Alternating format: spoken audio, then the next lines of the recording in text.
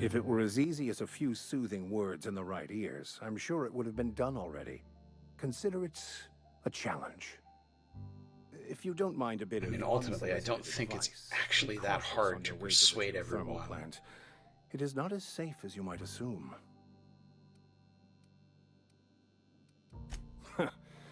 The marauders I met when I ventured outside the walls might agree with you. Bastards snuck up on me while I was dutifully hunting for a banned book in a collector's library.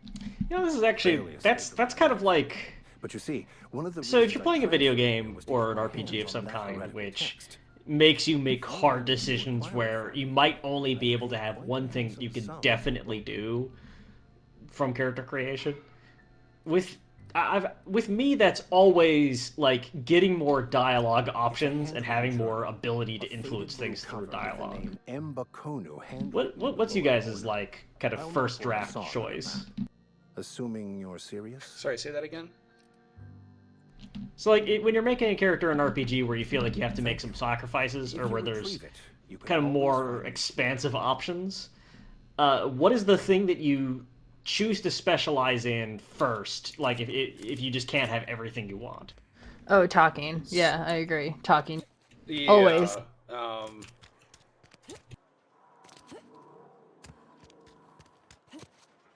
Like, I've been playing through Pathfinder Kingmaker again for some reason, and I'm playing a charisma-based caster, but I still gave myself a bunch of intelligence just so I could get the skill points to do stuff in dialogue, which is generally not considered like the optimal way to play Pathfinder, and I would be very harshly punished for that at like the higher difficulties in that game, because that game has stupidly high difficulty if you set it to one of the higher difficulty modes. But you know, I mean, normal gameplay, you're going to get a bunch of items that make it so that you don't even actually have to care I that like much. it when a game has very specific knowledge, dialogue-based stuff. Like, for example, you're really good at botany, or you're really good at, like, necromancy. And so then you go in and you're like, oh, a dead body? Meh, I can turn that into a soldier. Or some stupid shit. And it means nothing, but it feels so good to be able to say shit like that. See, I like that. I like being able to have a specific set of interests, but I don't know if I usually dump my points into just generically quote-unquote talking.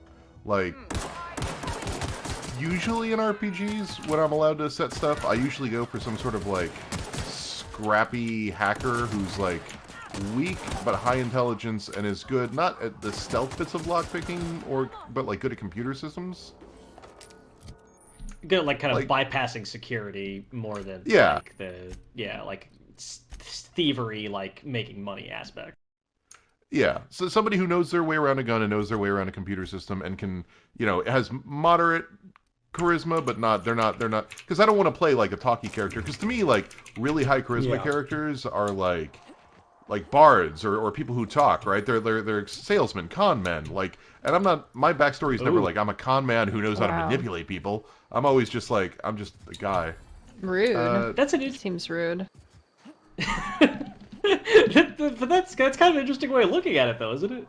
Like, a lot of the times at the high levels of speech, like, basically you're using speech to make people do things they don't really want to do in video games.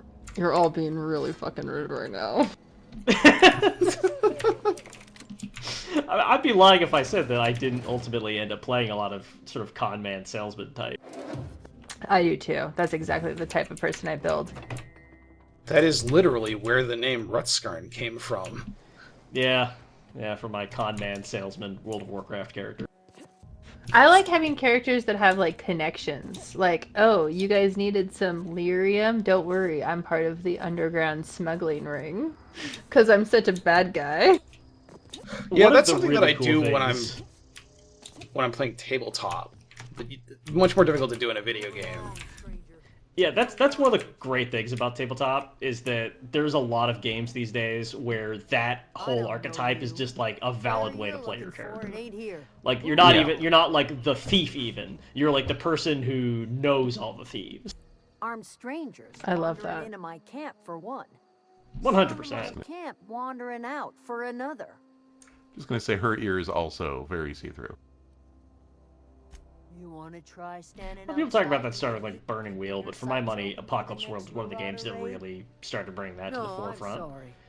Where you would have playable archetypes that were just like, you're the boss of Bartertown, or more than like you are individually like a badass adventurer. You're like the person who gives money to adventurers to go do shit for you, and someone else can play the adventure. I go looking for Zoe, I leave the camp undefended, seeing as I'm the only one of us who knows her way around a gun. Hence my dilemma. In Starfield, you can be from the scrappy cyberpunk planet, and eventually you can just be like, I'm from Neon, and I know how things like this work. And it's just so funny. Like you're just like this little like jerk who's just like, I think I know how drugs work because I'm from Neon. I'm a street rat. I'm from Space New York. Could be. Danger. I lived in New York for a year. No telling why marauders would steal Lived in somebody Space Zoe. New York for a No year. useful skill as far as I can. I'm from Space, New Jersey. I know about the entire universe and all the planets they're in because I went to Space Manhattan.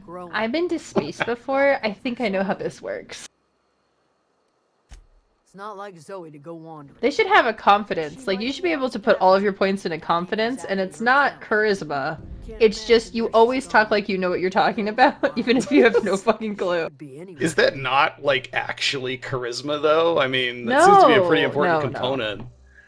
Charisma's like, you just know what to say at the right time, a lot of the times with those dialogue choices.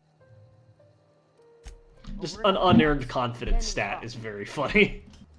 Like Boss Babe stat. Hi, I own my own starship, and I have my own in-home business where I sell cosmetics. I think I know a thing or two about space. How I would set it up is in like a success system or like a pass-fail system. Like by whatever you fail by. Okay, so like let's say that you need a 10 and you fail and only get a 5. If you've got a con man stat of like or confidence stat of 5. That brings it up to 10, and everybody treats it like you succeeded unless they have proof otherwise. Yeah, but they're kind of weird about it. Yeah. I have a... Okay. So in my RPG Deniable Assets, now available on DriveThru RPGs, there is a resume in it, like a kind of business cyberpunk villain archetype that's the Messiah, who's just someone who is famous in the business world, kind of for being famous in the business world. Hell yeah. Hell yeah. It is just like the guru, like it's on the cover of all the magazines that everybody listens to is like the source of wisdom in a very like tautological sense where you've just kind of been that person. I brew it in an old spittoon. Oh my god. It's been cleaned. And all of your abilities are about like you fuck up but people treat it like you didn't, or like you get these like you get all of these peons where like you take credit for their successes but they take the blame for your failures. Oh my god. That's so funny. It's one of the funnier ones in Deniable Assets. They have a move they can get, which is like they have this extreme like routine, which you're allowed to come up with what it is, but it's like, you know, like you have like this kind of like awful like puking exercise you have to do, or like some kind of fasting for several days, or like you take small amounts of drugs all the time. And as long as if you keep it up successfully, like there's a good chance that it'll just kind of give you little bonuses because, you know, you just feel like euphoric, absolutely great. But every so often it just catches up to you and you just like end up spending the day puking or leaning on things. Just like, I can't fucking deal with this right now. CrossFit, or like that type of yoga that you have to do in like a 90-degree room. Yeah, exactly. That sounds awesome. I was born to play this character. Chris would be playing the Gremlin. Would I? The Gremlin is, you're the hacker. Like, okay, let me just bring this up real quick. For those playing at home, yes, you can just continuously taking shots because we got Rutsgarn to talk about his role-playing game. So just get fucked, honestly. Just fucking man. Is she wearing a bandolier or is that an apron? I think it's an apron, or That would maybe make more sense for the. a second pair of suspenders. He was old, ma'am, and Well, I think she's doing like botany work, so I feel like it's Yeah. lab coat kind of apron. Lost her family to the company. So I will point out here that Adelaide's like, hey, give the power to us. Liberate the town from the oppression of the fucking horrible company that like barely even runs it anymore. And then you go and do that, and she'll go, okay, cool, fuck those guys. They're not allowed in this commune. They can deal with it themselves. A better world isn't possible, Josh. You either end up with capitalism, or the people who say that they can do better than capitalism are secretly evil too. Workers desert in droves, and our own little camp grows and thrives. Yeah, I don't think you can get her to say that until you're at the point where you can do it. I trust you will listen to your conscience. Anyway, we're not too far away to from read time the here. description for the gremlin from the rule Oh. since I mentioned Oh, it. go for it. Copy. The finale. Yeah. You could have been an international cyber terrorist, but you lacked the moral fiber. So you joined up with a monolith, and they stuck you in a broom closet with the other tools. Sure, you're hacking for the man, but that doesn't mean you're not a rebel. You're just the kind of rebel that doesn't help anyone and breaks shit out of boredom. Yes, it's beautiful. I don't like how accurate that is. It's basically the premise of it is basically that you were like kind of a rogue freelance hacker who sold out to the man and is now getting petty revenge against the man for the fact that you sold out to them. I think that's the premise of System Shock. For those of you who are not previously familiar with this RPG, this is the villain RPG, and the premise of it is that you create a character who's going to meet with a bad ending. And you basically just find out how it happens. So the nicest way you can end this game is exclusive to one rule book. Like one playset, one archetype you can play, which is the innocent. And it's, if you get really lucky and you play all your cards right, you can quit. That's like that is the happy ending of this RPG. Oh, but I want the bad ending. The bad endings are all funny. That's very much the other side of the coin.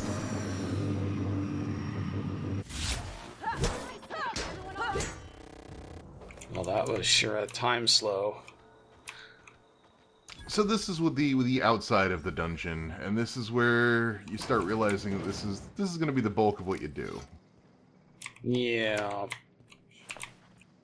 There is story stuff inside the dungeon, but it's less interesting than a good Fallout vault. Like there's a guy that's in the bottom of this, like, so this is a machine where the automated stuff went haywire and basically killed everyone that worked there, and it's the only place that's, I think this is the only place that still has a power core, and that's why we're here.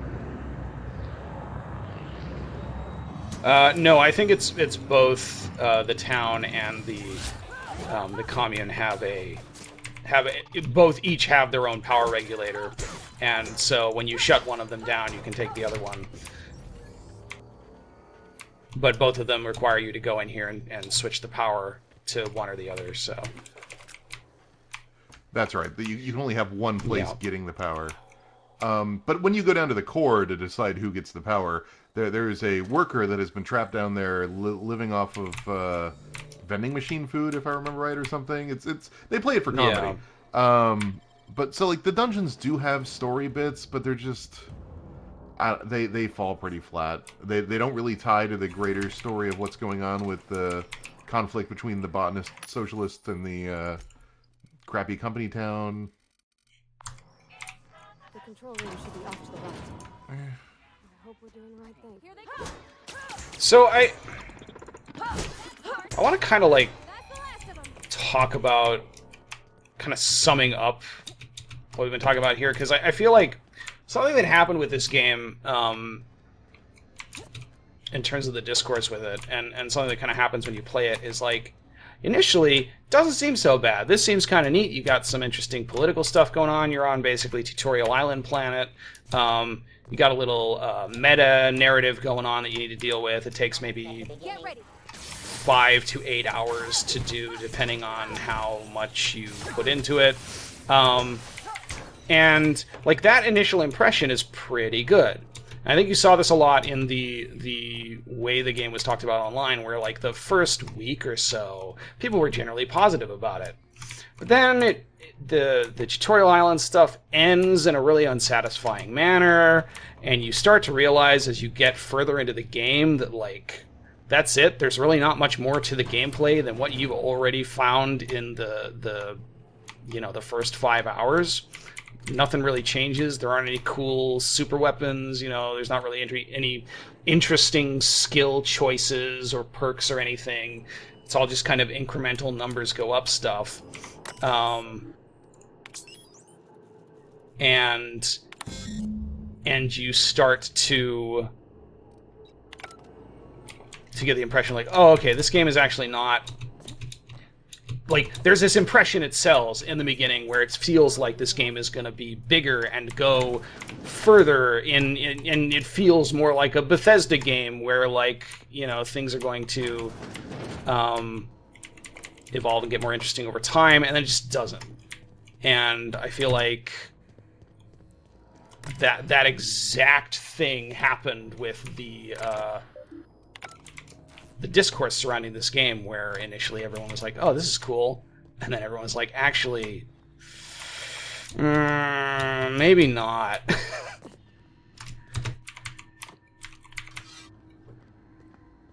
And I feel like that kind of, like, again, if you listen to us talking about this game versus what's going on the screen right now, it's not, like, it feels a little weird that we're so down on it, but, like, it's because that this is it. There's not much more to this, and the game's story kind of falls flat. The game doesn't really do as much as it could with its characters, or its premise, or its gameplay, and it just kind of gets sad.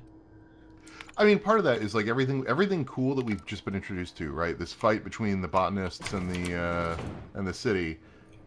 That's over when you leave Tutorial Island. Like the real plot, the overarching plot, is all the stuff that was all about the stuff back up on the space station that we've barely even seen yet. And it's not like it's like holding back cards from like a big epic plot that's gonna like blow open once you finish Tutorial Island and like get a big reveal that like blows the world open to you.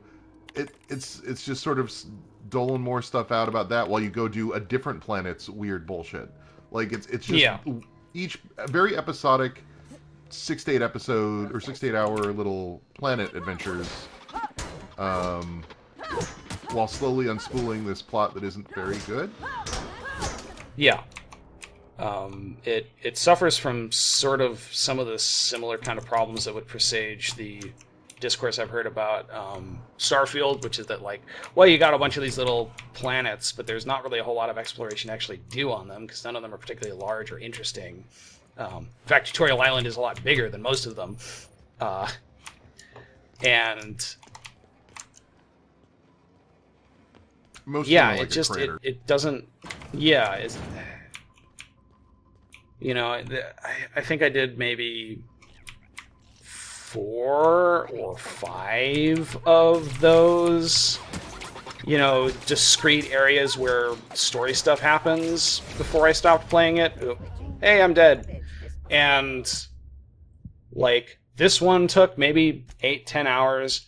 And then I went to a space station, and there was literally just, like, a few... Not the hub space station. The hub space station is also rather large, but there was another space station I went to, and it was literally just a few rooms. There's another place I went to, and it was, like you said, just like basically a crater that had a factory in it where things had gone bad, and that was about it, and so just a whole lot of that.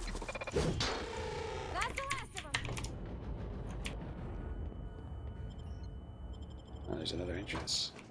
Oh, I guess that's it for the week. Yeah.